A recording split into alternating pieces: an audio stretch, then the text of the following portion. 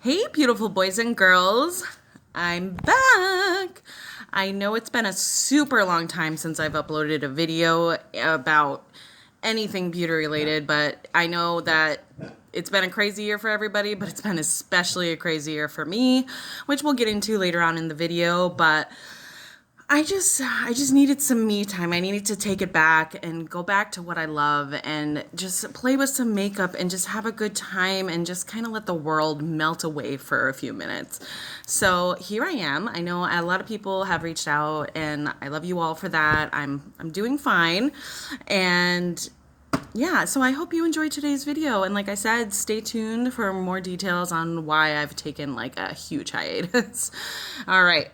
So today we are going to just do an eyeshadow tutorial kind of thing, or not even really a tutorial, just do an eyeshadow look and just talk. So I kind of did a roulette because I have about probably 30 new palettes that I have not touched at all. So I kind of just like wrote them on paper, closed my eyes, pick one, and I'm really excited for the one that I got because I've had it for a very long time now, very long time since the launch, and it's brand new and has been used once and has such good reviews. So, dun dun dun dun. I know. I know. This has been all over all social medias and stuff like that. In case you don't know, this is the Jeffree Star Shane Dawson collab, the Conspiracy palette, which they did the mini series on, which was one of the, I think it was the biggest palette of 2019 going into 2020 for the relaunch and stuff like that. And it was like the craziest, like they broke records of how many of these they sold. And this is a really crazy palette. It's got so many different shades and ranges, and I really love the color story. And just even the packaging, oh, on point. They like worked so hard on this, and you can really tell in every single little detail. And let me just show you the color story really quick. I have no idea what I'm gonna do because of this color story, like where I'm gonna go with this look, but we'll figure it out. See, it even still has the little plastic protector on there. We're gonna set that aside. But just, it's hard with the lighting, but I'm gonna do a quick like close up so you can really see like how beautiful this palette is. There's so many different colors and it's gorgeous. Even down to the little stamps they did is unbelievable. So as you can see, I already have my full face done because it takes me so long, and one day I will do more face stuff, but today we're just keeping it simple, doing eyeshadow. I already primed my eyes with Jeffree Star concealer, and I think the shade C2. I have a bunch of different shades, and I love the fact they just extended their shade range. It's ridiculous. I had to get more. And yeah, so you can use an eyeshadow primer. I personally usually don't use those. I just put on a really light concealer, set it in, and you know, sometimes I'll do a setting powder over it real quick if it's going to be a little bit, for I'm going to apply shadow so it doesn't crease, which is why I do that. But the reason we do this is for a couple different reasons. One, it makes, especially with colors and even like more natural ones, it makes the colors pop. And you're basically creating a blank canvas, you know, any discoloration, veins, redness, you're wiping that away and letting the color really shine through. And also, it increases the longevity of the eyeshadow like times a million. I never realized how much of a difference priming your eyes made until I started doing it. And yeah, I never looked back. So, I don't even know where to start. Like, I didn't put any powder under my eyes, which I usually put some setting powder for fallout, but I'm not going to do that. So we're going to go in with, I should have planned this out ahead of time, but I wasn't thinking. Oh my God, it's so pretty. I don't even want to touch it. Okay, I think I know what direction we're gonna go in. This is probably gonna come out so bad because usually I plan ahead of time, but I just kind of jumped on, was like, let's do this. So we are gonna go in with a Morphe M518 brush, and I'm gonna dip into, oh, it's so pretty, I don't wanna touch it. Nope, we're just gonna go, you know what? I'm not gonna use that one, I lied. I need a smaller one inspiration has struck. Okay, so I'm going to go in with the Morphe M330. And I'm going to go in with Illuminati, which is that gorgeous, not emerald, it's almost like a deep black teal color. It's like speaking my name because of the green. So I think that's the direction we're going to go in. Here we go. All right. As I'm applying, I'm just going to start chatting. Oh, not a lot of fallout, which is good in the pan. Oh! Oh my God. I'm shooketh the house with that pigmentation. I didn't expect it to be that dark. I thought it was going to be more green. So hold on while I work my magic in here. Now I'm really regretting not having setting powder. Oh my God. That was one little dip. Look at that. One little dip. One little dip. And it looks like, oh my God. Sorry, I'm having a moment. This is impressive. This is why Jeffree Star is a genius. This is why he's a billionaire or whatever. I'm just, wow. I'm going to have to blend that out the house. All right, let's do the other side. Ugh, I'm like nervous now. Oh God. All right, so let's start. So those of you who follow like any of my social media pages know that one of the biggest things that happened to me this year was a pregnancy. So it was completely unexpected and a surprise. And we were shocked because we had so much trouble getting pregnant with our daughter, me and my hubby.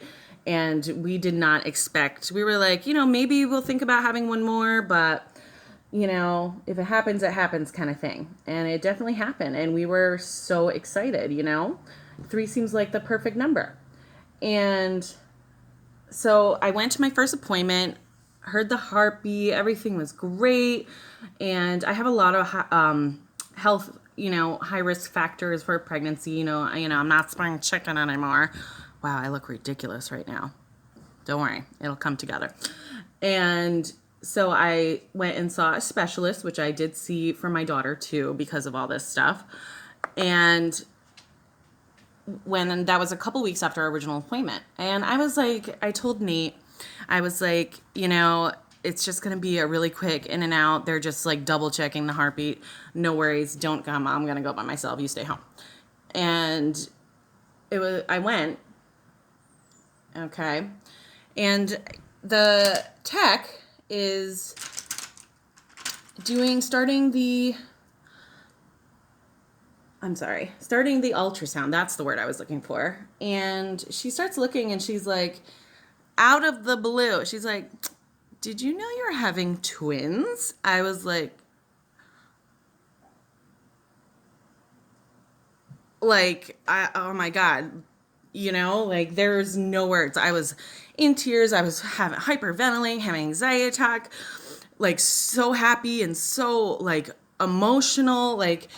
I was like, oh my God, twins, 2, that's, oh my gosh, literally OMG was the only thing that was going through my head.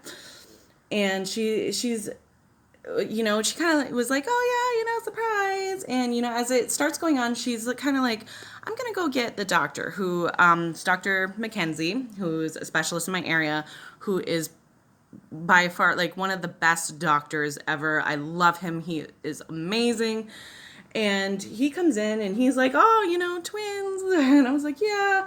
He's like, let's take a look. And then he starts looking and then stuff starts coming out. He's like, okay, so don't want to scare you or anything like that, but it looks like you have a very, very rare condition called mono or momo twins, which is monoamniotic monochronic.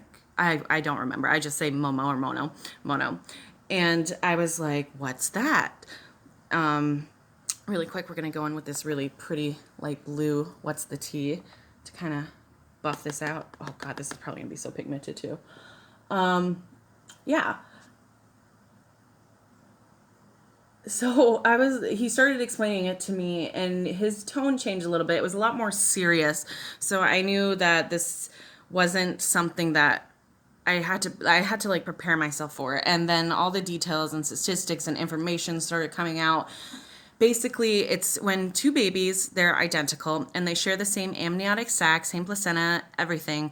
So they're basically in one house together instead of having separate sacs like most twins have. Even, there's a bunch of different versions that you can look up and see for yourself. And with my mono situation, what's really dangerous is that there's so many complications, so many that can arise. And one of the biggest ones is cord entanglement, because it's like they use the metaphor of two wild, crazy kids running around the backyard that they share with two hoses. And those hoses are going to get tangled, especially in a small yard, which is they don't have a lot of room. So you kind of get the metaphor. And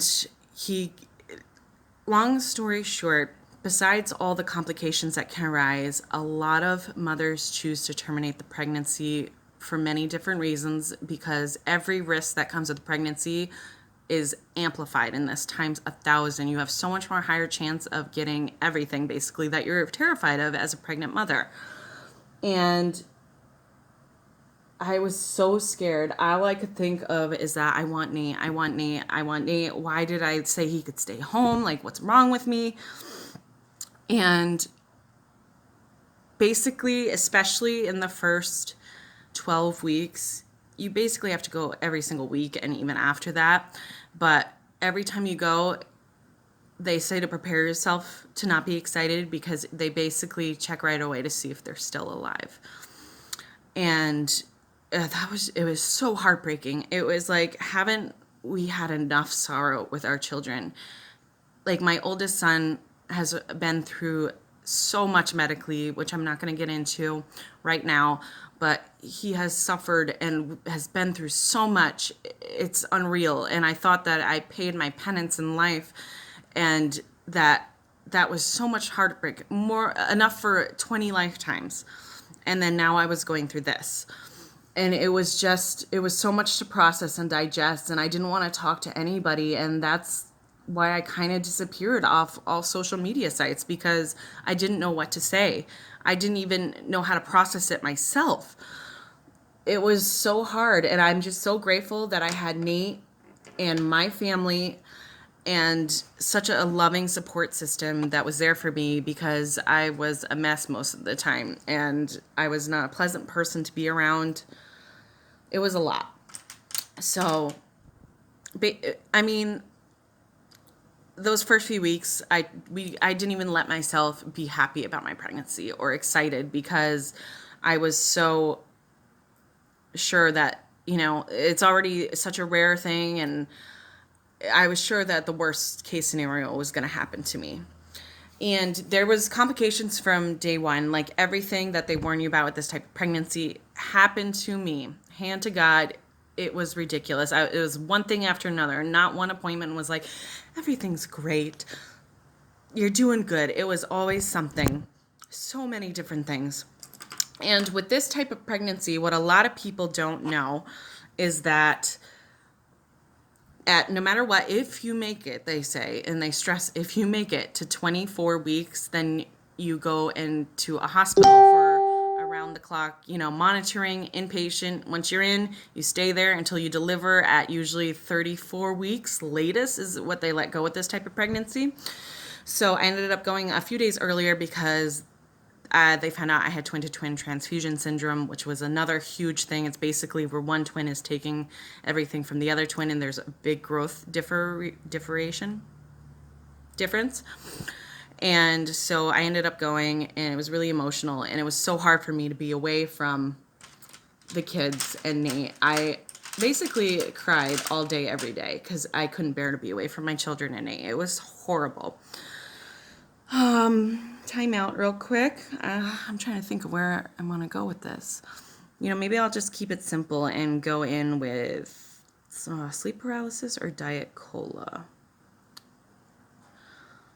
Sleep paralysis, which is this, I don't even know, it's like this brown chocolatey metallic shade right here.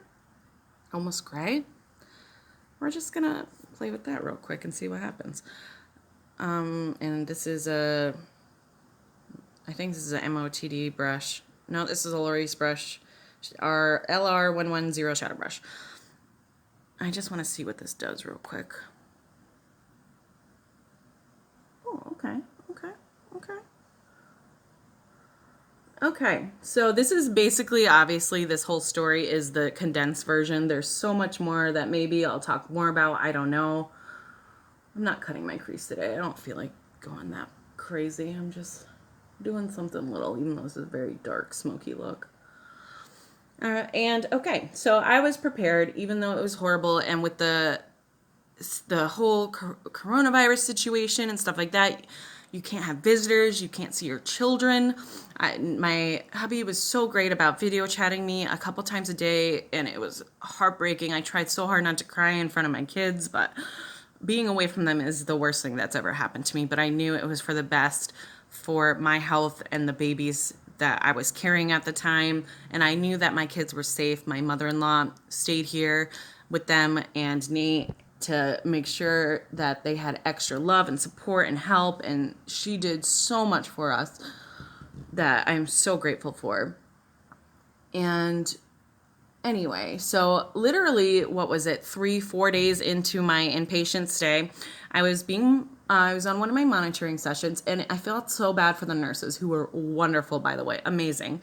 There was this one nurse, Lori, that I probably will talk to her for the rest of my life, because she was there for me, like a sister, best friend, superwoman nurse. Like, oh my God.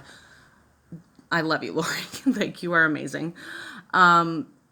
Anyway, so the sessions usually last about an hour, and it would take them probably about 2 hours just to get the twins on the monitors, because they moved around so much, which is a good thing. Obviously, you want them to be moving around a lot, but at the same time, that is what makes the risk of cord entanglement so high.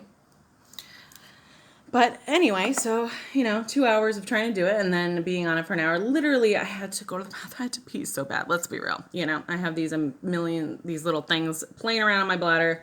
I gotta pee. And there was about 5 minutes left of the monitoring session, and I'm like, can't wait for it to be over. And they're like, oh, it's being weird. It's probably because you have a full bladder. Let me talk to the doctor. So I went pee, and I come back, and they're like, the doctor wants us to redo it again. I'm like, are you kidding me? So another million hours later, they finally get them in place, and I'm going back in really quick with the Illuminati for underneath with the flatter brush. And yeah, so they start doing it, like not even 10 minutes into it. The nurse was looking, and she was kind of making a concerned face. And then next thing I know, zero warning, zero anything, a doctor bursts in, this lady doctor, I don't even know her name, with like 5 other people. She's like, I'm so sorry. This is going to come off really sudden, but we have to get these babies out right now. No questions asked. And I literally was like, shut the fuck up. Excuse my language. But I was like, no, I'm sorry. Goodbye. And she's like, no, I'm sorry. I'm serious. They need to come out right now. They are in danger. Their like heart rates are barely there. And I immediately start sobbing. I'm like, what is it? My husband is not here. Like, I was like, no, it's too early. It's like they had like literally 24 weeks is maybe, if you are lucky, a 50% chance of surviving outside of the womb, just with no complications already. And there's no time to prepare yourself. Like, I remember calling Nate, and like he wasn't answering. He works 3rd shift, so he sleeps during the day, and this was like early in the afternoon, I think, and he didn't answer. And I'm panicking because I need him there. I'm terrified of anything surgical being cut into. I've never had to do any of that, and so I was so scared. And he didn't answer, so I called his mom, and I'm surprised she understood what I said. I'm like, where is he? I need him here now. And then I hung up the phone, and you have all these people, they're like literally, they're tearing off your clothes, they're putting IVs in, you get that medicine that makes you feel like you're dying, basically, like some kind of steroid that gives you this crazy hot flash. And like, I don't even know what was going through my head besides fear, that the worst fear I think I've ever felt. I was like, they're gonna die, I'm gonna die, like, I'm not ready for this. And the nurse, Lori, she was there. She was holding my hand. She's like telling me it's going to be okay. Everything's going to be okay. And I'm like, no, it's not. No, it's not. I'm going to go in with a little bit of ranch right here. Just for, it's like a white shade with like, I think there's like a little bit of light blue reflex in there. Just for a little highlight. Oh, I got on my eyebrow. And they just started immediately preparing it. And I remember I was getting so mad. And once again, all I could think of, I'm like, I have to pee again. Like, let me go pee. And they're like, once we decide you're going for surgery, you can't get off the bed. I'm like, you're going to let me pee right now. And they're like, you can't. Like, you have to be patient and we'll get a catheter in you. But you trust me, you want to be numb. And I was getting so mad and I felt bad. I was taking it out on everybody. I'm like, just let me go to the bathroom. I'm going to do it. I don't care. You can try and sedate me or anything like that. I am going. And then, Lori was like, the only other option we have is I can put the catheter in you with no numbing. I was like, do it. She did it. Yeah, wouldn't recommend that to anybody, but the relief I felt afterwards was worth it. So they rushed me to the ER. I was having a panic attack at this point, and it was just insane. I barely remember most of it, honestly. And I remember I didn't get to see the babies once they were out. Like, it takes, I don't know, maybe an hour for a C-section. And they got the babies out, and I didn't get to see anything. And like right when they got them out, I remember Nate came in and he had like done like 100 miles the whole way. And I remember seeing him and just thinking, he's here, everything's going to be okay. And all I kept saying to the nurse was like, I'm going to die. I know I'm going to die. I know I'm going to die. I know I'm going to die. And she's like, no, no, no. They ended up having to give me something to calm me down because I was so emotional about it. And I get like, have you ever seen that movie? What is it? Awake, where that guy, like, he's under, but he can feel and knows everything that's going on. And he's getting like open heart surgery and you feel everything and you're basically dying, but you can't project it. And that's all I could think of. And it was just making it so much worse. And once they gave me the medicine, I like calmed right down. And Nate was there, and he got to see the babies, and he's the most amazing man. I really can't even tell you how much there he was for me. I'm not gonna cry. Oh, anyway, so we're going in with a little bit of my rides here, which is really pretty black. Oh God. I hope I don't ruin this makeup with these emotional talks. So I went into recovery. I talked to my mom, who was so worried about me. All she did was cry, and she was so relieved to hear my voice. And I was still pretty loopy, but after I went into recovery, and I don't know if Nate got to see them, but I got to see them later on that night once the medicine wore off and I was able to like get in, a wheelchair and stuff like that. And seeing them for the first time was a million emotions. They didn't even look like babies. You could like basically see right through their skin. They were 1 pound at birth, like both of them. And they're like literally the size of little baby birds. That's all I could think of is little baby birds.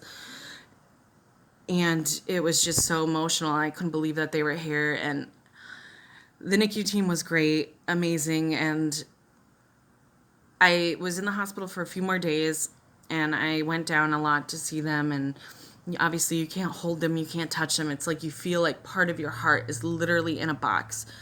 And it hurts so bad to go through all that and not be able to hold your baby or bond with your baby. And I wouldn't wish it on anybody ever. And 24 weeks is basic. Like I said, they literally told me, don't buy anything. Don't get anything for your babies because it's going to be so much worse if anything happens and you have to return it or get rid of it. So those first couple months were pretty scary. We went as much as we could because the hospital is not close to us. And I remember that it was probably a month after they were born that I got to hold Lincoln for the first time. And it was very emotional. And it was really hard because also with the pandemic I couldn't go in with my husband. We couldn't go in the same time, even though we had two. And living far away, that just makes it even more difficult. It's just, I felt bad. I felt literally for every mother that was in there, no matter what the situation was, because you can't have a support partner or the other parent or whoever you need with you during that situation, which is so important. And even though most of the nurses were amazing, it's, you still want your mom, your husband, maybe your kids, anybody with you to help go through that emotional journey with you. But now we are so grateful and blessed they are home. They were born June 13th and they both have been home about 2 weeks now, and it's less than a week to Halloween. So it has been a roller coaster ride of emotions, feelings, experiences that I never thought I would have. But I think it's made me stronger. The things you don't know you're capable of until you have to live them for your kids, because put yourself aside. You gotta be as strong as you have to be for your children. No questions asked. And maybe I handle things differently because I've already been through it with one child, with Dino. But I am apparently built for disaster because we got through it. And I'm thankful for everybody, my family, my friends, everybody who was there. And I know I didn't reach out to basically a lot of people during it because I didn't want to talk. I didn't know what to say, and I didn't want to keep reliving the pain of everything. But they are truly, everybody even says they are miracles, miracle babies, and they are home and they are getting fat and they're keeping us up all night. And as much as those things may seem like so insignificant and even like annoying and tiresome, it's got such a sweetness to it because we are so lucky, and we know that. We know that without a doubt how lucky we are. And it's been hard to adjust to 4. I'm not gonna lie, but honestly, I wouldn't change my life for the world. I love having a huge, noisy, crazy, loud house. Kind of like my eyeshadow right now. It's pretty loud. I'm just like not even concentrating. I'm like reliving everything, and I'm just basically smearing stuff on my face. But it didn't come out too bad. This is more of a nightclub look, but we're gonna get with it. I need something to brighten this up. I don't know what. Maybe. All right, I'm gonna go with my finger to the Diet Cola. Oh my God, you can't even look at that. It's pure metallic silver. One little. Oh my God, I'm like living. Oh yeah, that's what she needed. I'm living for this. Living. Yeah, that's what she needed. A little brightness. A little brightness. Oh my God. So sorry to like completely unload on you guys, but I just wanted to explain where I've been. Not that, I'm a super famous person that you all missed. Just like kind of, even like for me to like put it out there, like a vlog journal, like it feels good to talk about it now. It didn't when it was happening at all. I didn't want to talk about it, but now if it feels good, it's like therapy to me. And luckily I found a support group online on Facebook for other mothers in the same exact situation. And that helped me a lot, to be able to talk to people who've been going through, and other family members who have had preemies, and nurses. We have a lot of nurses and family and friends, and I'm so beyond lucky to have all these people in my life. So beyond lucky.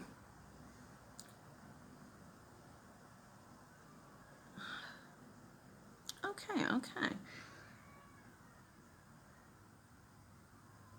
Actually, it sounds like a munchkin is waking up right now, even though it's not time for feeding. So, luckily, we are pretty much done here.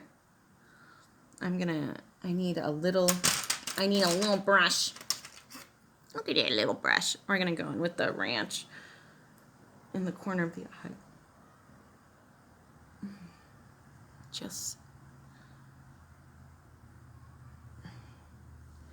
Obviously in the cover picture for this video, I will include, and maybe a photo, I don't know. We'll see how I feel. I'm going to include, I'm going to go off camera and do mascara and liner and a little touch up, but sorry this wasn't much of a tutorial, but you know what? I don't even care. I'm not mad at the way this turned out. It's nice and smoky, and even though my camera doesn't do it justice, these colors are out of this world insane. I'm so glad I finally got to play with that palette. It feels good. Like, I think I did my makeup maybe 5 times since March, since this all started.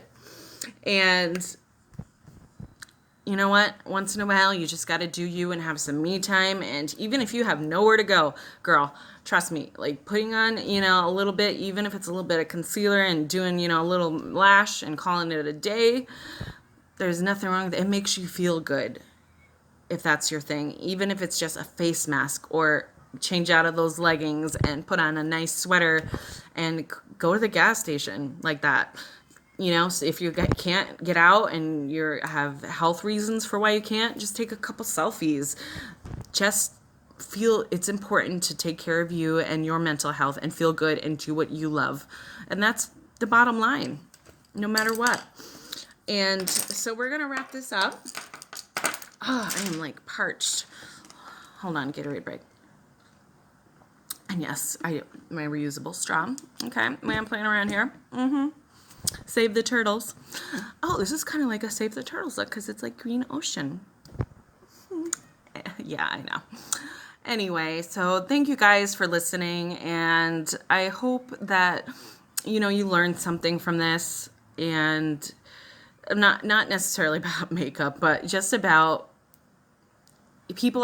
there are people around you that are struggling, and you may not know the battles that they're fighting. So it's important to be compassionate always for everybody, because they may seem like one way on the outside, but you have no idea the demons and the battles that they are fighting on the inside. So if you take anything away from this, is be kind to everybody and just live life with a kind, compassionate heart. So next time we will not be all deep, we'll try to keep it things fun and light, and I hope to start really uploading more videos and getting back to the basics and what I love and what makes me happy. And we'll see you guys soon. Bye.